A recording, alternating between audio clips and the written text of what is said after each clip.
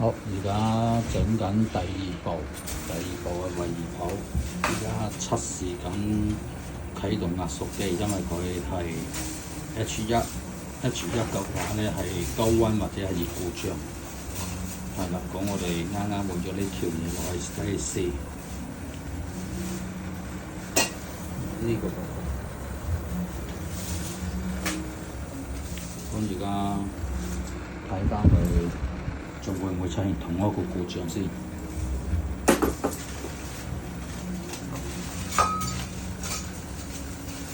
仲未有電落壓縮機。曾經教過大家就話呢個位置可以知道個壓縮機有冇問題。係啦，咁我哋而家就駁緊呢個位置，睇下會幾時有220落電先。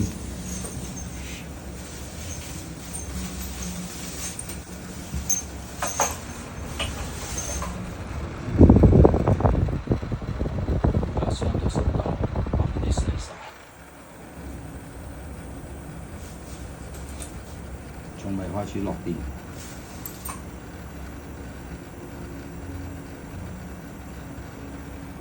呢個就係佢嘅主板，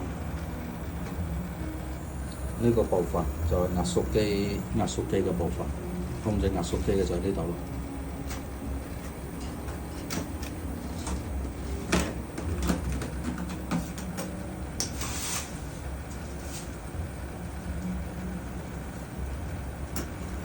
一直都仲未開始出現，係咪我要調邊個掣咧？撳錯咗，係撳呢個。係啊，呢盞燈而家着咗應該係抽晒，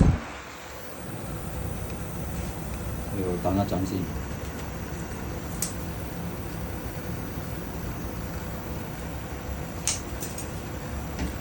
好似撳咗個之後風力勁好多，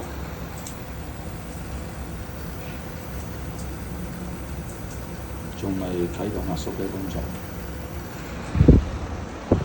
呢個出咗個紅色嘅英文係咩？我翻譯一下先。而家等待佢啟動壓縮機先。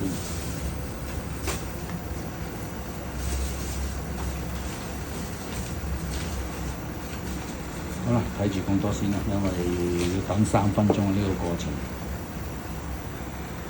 因為每次啟動嘅話要等1至3分鐘，時間比較長啲。咁我轉頭都順便睇下呢個紅色係咩意思先。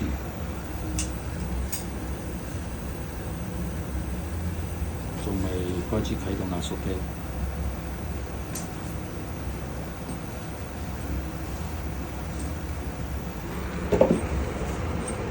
未開始製冷，